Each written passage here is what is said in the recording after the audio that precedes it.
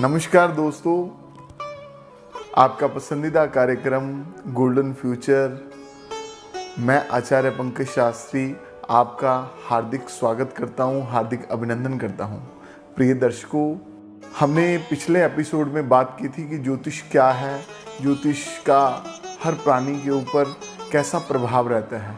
और आज हम बात करेंगे सौर मंडल में नवग्रहों के बारे में।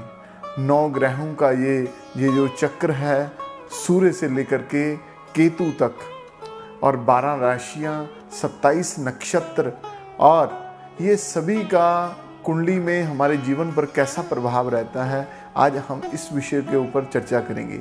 आज सबसे पहले हम बात करेंगे सूर्य के बारे में। सूर्य का कैसा प्रभाव हमारी जन्म पत्रिका पर पड़ता है और क्या इसके दुष्प्रभाव रहते हैं। देखिए मित्रों, बात ऐसी है कि सूर्य के माध्यम से ही जो बाकी के ग्रह हैं वो अपना प्रकाश प्रदान करते हैं। जन्म कुंडली में सूर्य 9 ग्रहों में राजा माने गए हैं। और ये समझ लीजिए, यदि किसी राज्य का राजा बली होगा तो उतनी ही उसकी प्रजा अच्छा महसूस करेगी, उतने ही उसकी प्रजा खुशहाल रहेगी। वैसे ही इसमें भी कुछ ज़्यादा अंतर नहीं है। यदि आपकी जन्म कुंडली में सूर्य बहुत अच्छे भाव में बैठे हैं, बहुत अच्छी स्थिति में बैठे हैं, तो आपको भी बहुत खुशी मिलने वाली है। प्रिय मित्रों, आज हम बात करेंगे सूर्य के ऊपर, सूर्य का कैसा प्रभाव रहता है। देखिए, सूर्य सबसे पहले आत्मा का कारक है, सूर्य पिता का कारक है, सूर्य चिकित्सा का कारक है, सूर्य आत्मबल का कारक है, सूर्य तेज का कारक है, सूर्य अग्नि का कारक है, और बहुत सी नाना प्रकार की चीज़ों को हम सूर्य के माध्यम से देखते हैं। सूर्य चिकित्सा का कारक है, सूर्य पेट का कारक है, सूर्य हड्डियों का कारक है। तो इन चीज़ों को सूर्य के साथ हम लेकर के चलेंगे। यदि जन्म कुंडली में सूर्य बहुत अच्छी स्थिति में होंगे तो आप निश्चित तौर पर मान के चलिए कि आपको बहुत प्रसिद्धि मिलने वाली है, बहुत यश मिलने वाला है। जन्म कुंडली में देखिए, 9 ग्रहों में हर एक ग्रह किसी न किसी राशि के साथ जुड़ा हुआ है। जो सूर्य नारायण भगवान हैं, इनकी जो अपनी राशि है वो सिंह राशि है। सूर्य भगवान मेष राशि में उच्च के माने गए हैं और तुला राशि में नीच के माने गए हैं। उच्च राशि, नीच राशि और एक इनकी स्वता राशि जो इनकी अपनी राशि है। देखिए प्रिय मित्रों, कुंडली में 12 भाव होते हैं। 12 भावों में सूर्य जिस जिस भाव में कैसा कैसा फल देते हैं, आज हम उस चीज़ के बारे में चर्चा करेंगे। आपकी जन्म कुंडली में जो लगन कुंडली आपकी, आप देखेंगे जन्म कुंडली खोलेंगे, उसमें लगन कुंडली बनी होगी। लगन कुंडली के 12 भावों में कैसा प्रभाव है, आज हम उसके बारे में चर्चा करेंगे। कौन सी राशि में इसका क्या प्रभाव है, हम इसके बारे में नहीं बात करेंगे। केवल आज बात करेंगे कि कौन से भाव में सूर्य बैठे हैं, आज केवल इसके बारे में ही चर्चा करेंगे। सूर्य का आपके जन्म कुंडली में प्रथम भाव, जो पहला भाव है जन्म कुंडली का, उसमें कैसा प्रभाव है। यदि सूर्य उस भाव में आपके बैठे हैं तो आप मान लीजिए कि ये व्यक्ति को बहुत ही तेज प्रदान करते हैं। ऐसा व्यक्ति बहुत घमंड वाला होता है, ऐसा व्यक्ति बहुत अहंकारी होता है, ऐसे व्यक्ति में बात बात पर बहुत बहुत गुस्सा आ जाता है। ऐसे व्यक्ति के सर के जो बाल हैं वो भी कम होते हैं। उसको इतना कहा गया है कि उसके गंजापन भी आने लग जाता है। सूर्य भगवान का ऐसा प्रभाव प्रथम भाव में माना गया है।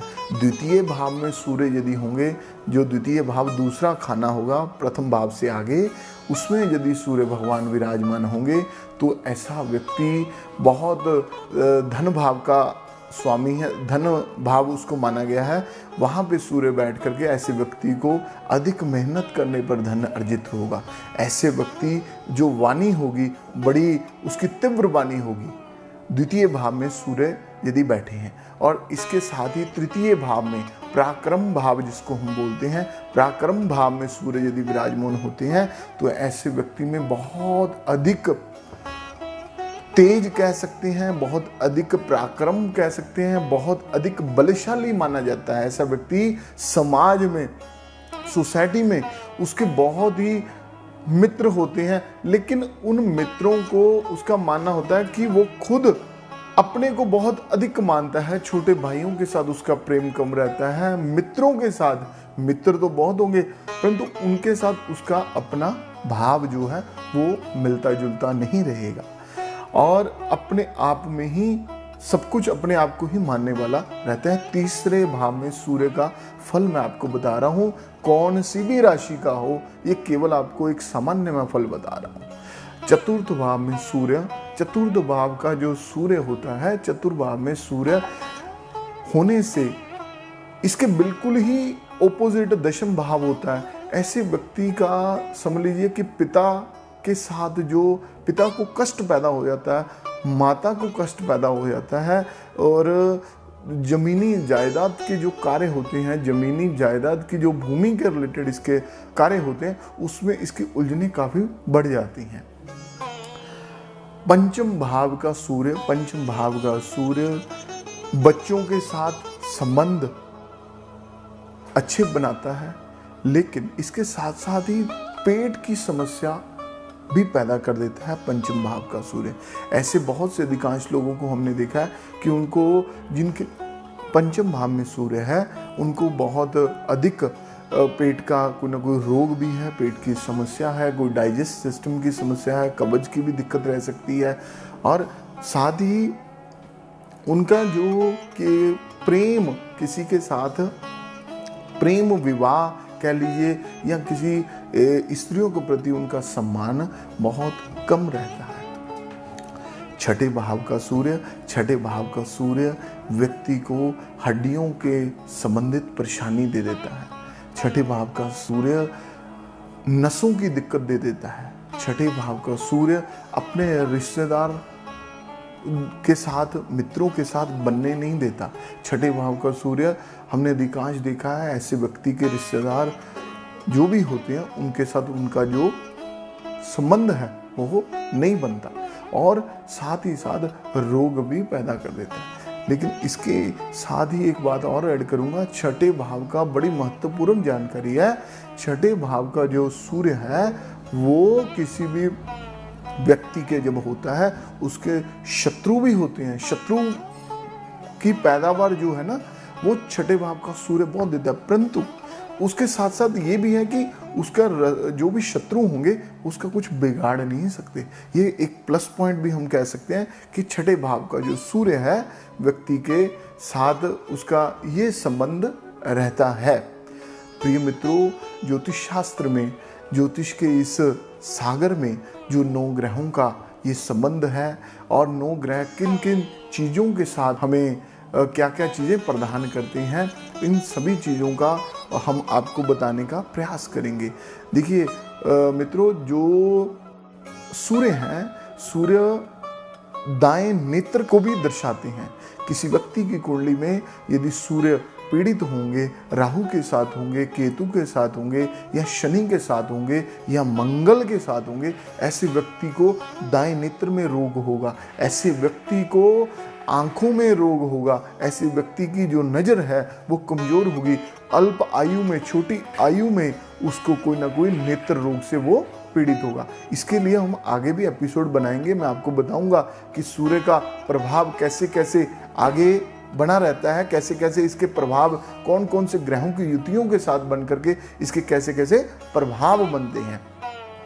प्रिय मित्रों, पिता के साथ यदि व्यक्ति का संबंध अच्छा है, पिता की आज्ञा का पालन करता है, माता पिता का सम्मान करता है, ऐसा व्यक्ति का सूर्य अधिक का अधिक बली होगा यदि जन्म कुंडली में उसको किसी प्रकार का कोई भी दोष है। एक ये मैं सामान्य उपाय बता रहा हूँ, आगे हम उपायों का भी एक एपिसोड बनाएंगे जिससे आपको विशेषकर मैं ये बताऊंगा कि कौन सा उपाय और कौन से ग्रहों के माध्यम से आपको उपाय करने से कैसा फल मिलेगा और उसका रिजल्ट आपको कितनी जल्दी मिले।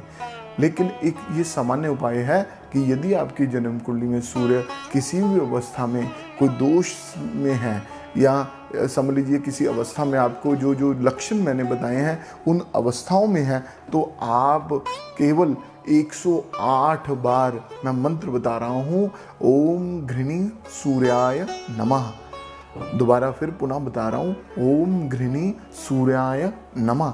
108 बार इस मंत्र का जाप करें रोज प्रतिदिन नहा धो करके, और सूर्य उदय से पहले उठें और प्रतिदिन सूर्य भगवान को अर्घ्य दें, अपनी मनोकामना अपनी इच्छा को देख करके, और सूर्य नमस्कार करें। आपकी जन्म कुंडली में सूर्य नारायण भगवान बहुत अच्छा फल प्रदान करेंगे। इसके साथ और भी कुछ उपाय हम जोड़ेंगे सूर्य के, और ताकि आपको अधिकाधिक फल मिले। तो आज 6 भावों के का मैंने आपको बताने का प्रयास किया। आगे के जो 6 भाव हैं, सप्तम भाव से लेकर के 12 भाव, वो अगले एपिसोड में बताएंगे। समय का अभाव होने के कारण आज के लिए इतना ही। नमस्कार।